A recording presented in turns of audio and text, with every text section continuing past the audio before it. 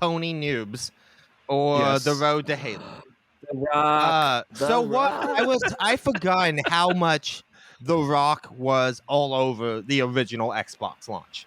For some reason, they just Dude, there's not a better odd couple than The Rock Bill and Gates. Yeah. William. Why did this not Jefferson get like Gates. greenlit like 2 seasons right away? The Rock. Yeah. Rock and Bill. Bill Gates and The Rock hanging out is so funny. Sort of the major things that sort of had to happen for Halo to kind of become a thing.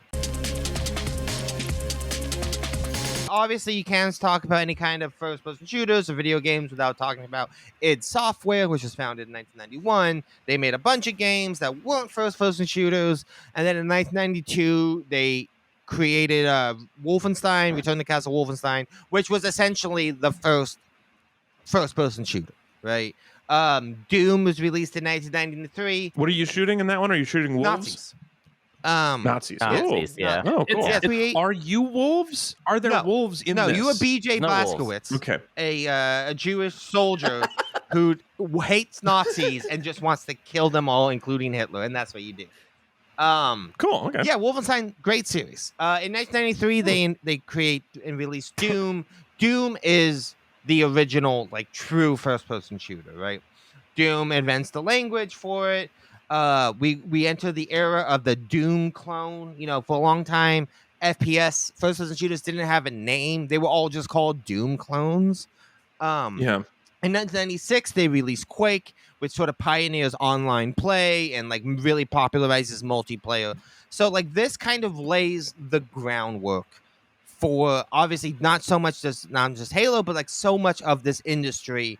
And the work in game design philosophy comes down to, you know, these fucking weirdos at id Software who are all lunatics. John Romero is the guy that's making the really funny face in the top there. Yeah. I think he's kind of he's a slightly controversial figure, I guess, in video games because he made some real bad ones. I think he's a real sweet dude, real funny guy. John Carmack. Nice. His tank top said cool guys. So you should have known. Yeah, of course, he's a cool guy, Hunter. That's how you get that. Sure, you can't buy that tank top. He does literally say "cool guys."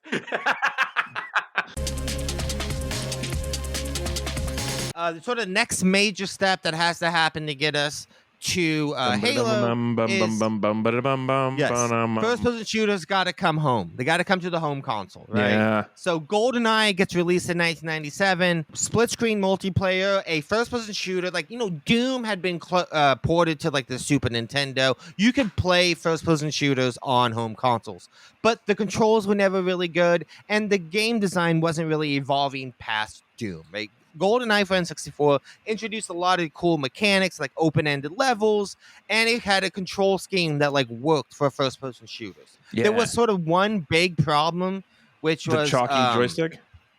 This fucking controller and the fact that you only have 2 hands and not 3. Right, and it's but made for some with reason the 3 controller thinks holding you have 3 places. hands. GoldenEye has, if you shoot an enemy in the leg, they grab their leg. Yes. If you shoot them in the arm, they grab their arm.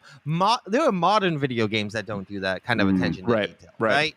There are even GoldenEye is a game that like it doesn't really hold up super well. I think mostly because of the control interface, but there are like actual innovations that you can kind of see in the game.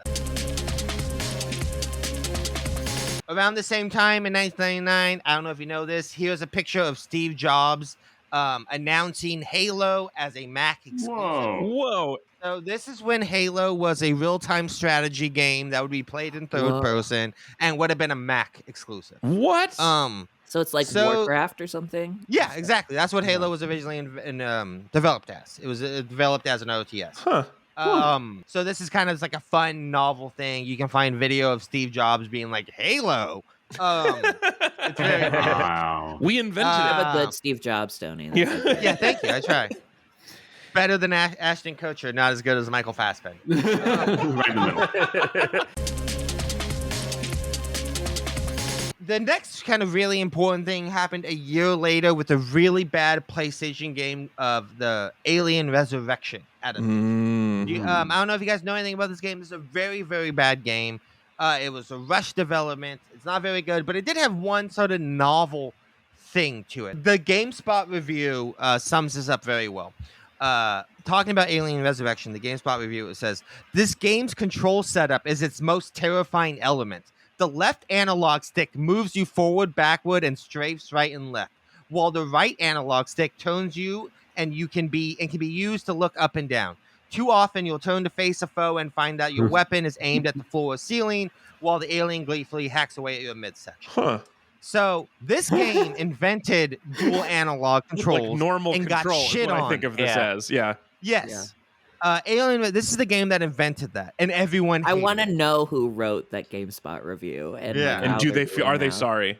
I want to say something about Alien Resurrection before we move on. I want to say that the whole right analog stick, double stick design that is normal now, I think it was better before. I'm going to be an old man about it right now and say that this actually sucks, because the way it used to work was you would have to use like the shoulder buttons to like turn. And the thing is, when you do that, it makes it feel like every game you play as a guy and he is basically a car. Okay. You're basically driving a guy around. And let me tell you something, it was way more fun than all the realism we have now. Realism sucks. I just want to drive a car that can shoot. I want to drive my boy around, okay, and shoot. All right, I want to drive my boy and shoot.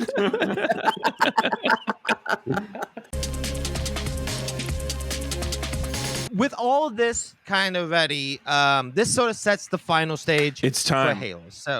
So after the Steve Jobs Mac thing kind of fell apart, Microsoft buys Bungie in 2000. Bungie, I haven't really talked about. Bungie's the developer of Halo. They played a bunch of games before this, including like Marathon series, which Halo is kind of a spiritual successor to. So when Microsoft bought Bungie, video games were getting big, but Bungie was still, a very small team, like less than like 50 people, I think, something like that, who worked on this game. It came in very, very hot. It went from being like a real-time strategy game to a third-person shooter to a first-person shooter. They had to cut a bunch of stuff. And because Microsoft bought them and they were going to release the Xbox, they had to be out the day the Xbox released. So there was an absurd amount of crunch, absurd amount of drive. Very famously, I don't know if you guys know this, the multiplayer in Halo, the original Halo, was deemed not fun 4 months before release. So they completely couldn't get scrapped Nintendo's it. seal of approval.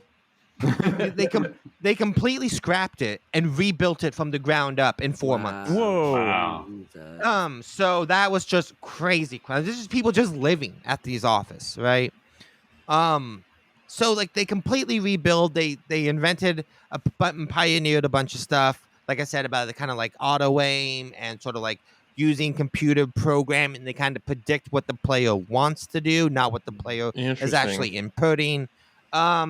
They have this great world building that they really go in on. They added the really feature nice, where pistols are too strong.